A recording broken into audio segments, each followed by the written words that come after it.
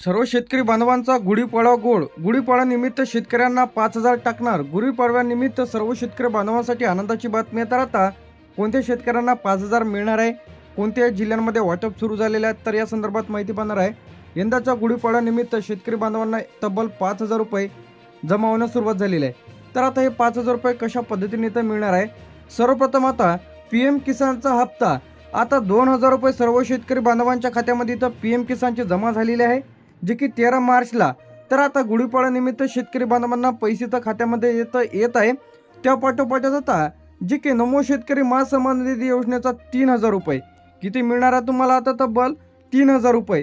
तर आता त्याचप्रमाणे PM किसानचे 2,000 जमा झाले, असे मिळून तुमच्या खात्यामध्ये जे की 5,000 रुपये इथं जमा होणार आहे. आता PM किसानचे जे की 2,000 रुपये शेतकरी बांधवांच्या खात्यामध्ये 13 मार्चला इथं पैसे जमा झालेले आहे. त्या पाठोपाठच आता नमोचा सुद्धा हप्ता इथं जमा होणार आहे. नागपूर, अमरावती, अकोला, बुलढाणा, वर्धा, यवतमाळ, नाशिक, धुळे, नंदुरबार, अहमदनगर, पुणे, सांगली, सातारा, कोल्हापूर, नांदेड, लातूर, परभणी, बीड, उस्मानाबाद, तर जवळपास सर्व जिल्ह्यांमध्ये पैसे तर येत आहेत. आता यामध्ये गुढीपाडव्यानिमित्त जे की शेतकरी बांधवांच्या खात्यामध्ये यंदाच्या सणाच्या निमित्तानं जे की अनेक लाभार्थ्यांना इथं थेट केंद्र सरकार आणि राज्य सरकारकडून निधी इथं वितरित करण्यात आलेला आहे, जे की तब्बल 5,000 रुपये किती मिळत आहे. यामध्ये एकूण 5,000 रुपये जे की PM किसानचे 2 आणि नमो शेतकरीचे 3. तर आता यामध्ये कोणत्या शेतकऱ्यांना पैसे इथं 5,000 रुपये जमा होणार आहे. तर आता 5,000 रुपये यामधील 2,000 रुपये तर सर्व शेतकरी बांधवांच्या खात्यामध्ये जमा झालेलेच आहे. जर तुम्हाला पैसे आले नसतील तर कमेंट करून नक्की सांगा. जे की 22वा हप्ता PM किसानचा इथं जमा झालेला आहे. तर त्या पाठोपाठच आता नमोचा 8वा हप्ता इथं जमा होत आहे. कितवा नमोचा, जे की 3,000 रुपये.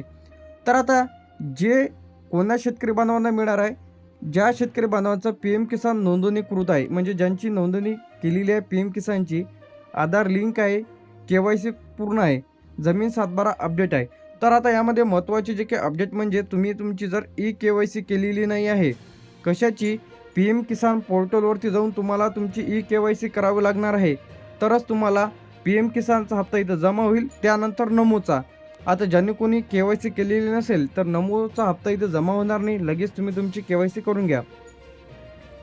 पैसे आले की नाही कसे तपासायचे आहे, बँक पासबुक एंट्री मारून घ्या, बँक पासबुकवर अपडेट करून घ्या पैसे आले की नाही. ATM मशीनमध्ये जाऊन पैसे काढून बघा, SMS चेक करा. PM किसान पोर्टलवरती जाऊन सुद्धा तुम्ही चेक करू शकता.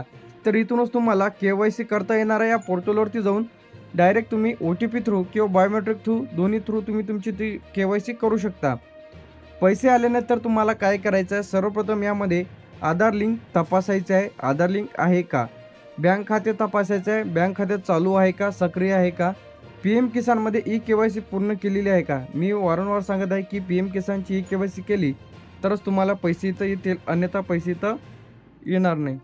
यानंतर आता जी की PM किसान सन्मान निधी ही केंद्र सरकारची योजना आहे. यात पात्र दर 4 महिन्याला 2,000 रुपये इथं जमा केले जातात.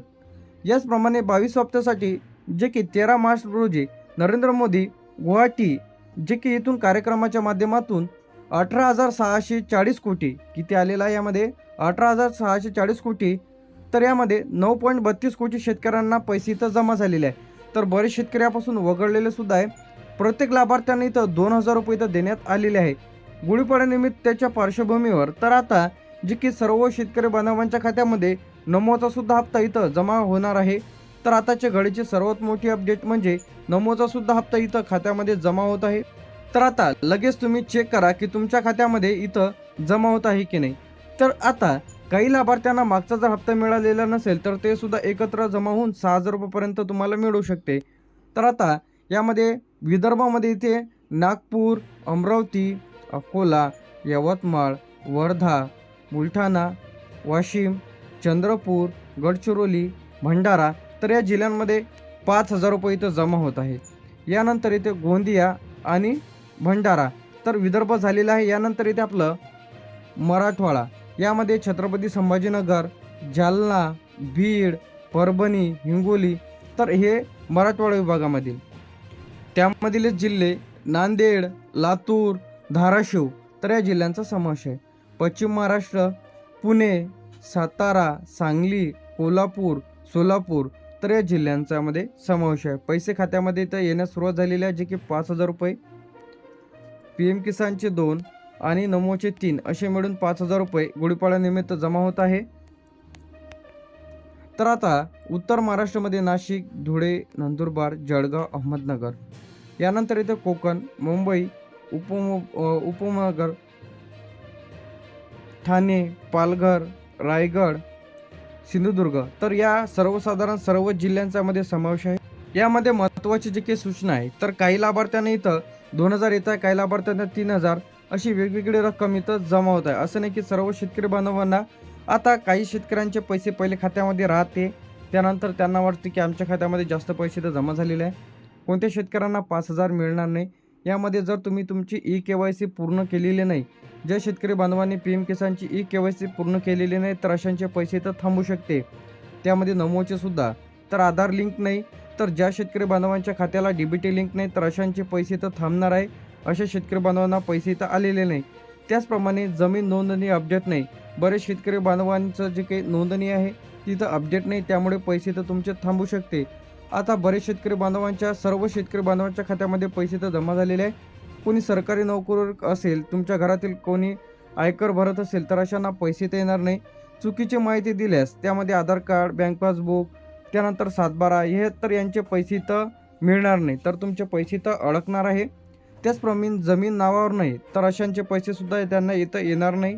आता यामध्ये पैसे थांबले तर तुम्हाला काय करायचं, सर्वप्रथम PM किसानच्या वेबसाईटवरती जा, KYC पूर्ण करा, आधार लिंक जे काही आहे ते करून घ्या, तलाठी, कृषी कार्यालयाशी संपर्क साधा. तर तुम्ही लेखी अर्जसुद्धा यामध्ये देऊ शकता. माननीय तहसीलदार साहेब, कृषी अधिकारी साहेब, PM किसान नमो शेतकरी योजनेचे पैसे न मिळाल्याबाबत हा जो अर्ज आपण इथं देत आहे, महोदय, अर्जदाराचे नाव, राहणार, जिल्हा, आपला जो काही तालुका आणि जिल्हा इथं लिहायचं आहे. तर तुमची जी काही योजना आहे त्यावरती असं टिकमार्क करायचे आहे. PM किसान सन्मान निधी आहे की नमो शेतकरी आहे, तर हे तुम्हाला जसंच्या महिना दिलेला तसंच्या महिना तुम्हाला घ्यायचा आहे. यानंतर तुमचं संपूर्ण नाव लिहा, पत्ता, मोबाईल नंबर. तर जे काही पात्र सदर योजनेचा हप्ता अद्यापही माझ्या खात्यामध्ये जमा झालेला नाही. माझी सर्व कागदपत्रे पूर्ण असून आधार लिंक KYC पूर्ण केलेली आहे, तरी माझ्या प्रकरणाची तपासणी करून लवकरात लवकर माझ्या खात्यामध्ये योजनेची रक्कम जमा करण्यात यावी ही नम्र विनंती. असाच्या असा महिना लिहायचा आहे. यानंतर तुमचा आधार नंबर टाका, बँक खाते क्रमांक व्यवस्थित तुम्हाला टाकायचा आहे, दिनांक टाका आणि सिग्नेचर करा. तर हा जो अर्ज आहे तुम्ही तलाठी, तहसीलदार, कृषी विभाग, तर तिथं तुम्हाला तहसीलमध्ये जे काही PM किसान योजनेचं एक ऑफिस राहते, तिथं त्या ऑफिसमध्ये हा जो जे काही अर्ज आहे ती तुम्हाला तिथं द्यायचा आहे.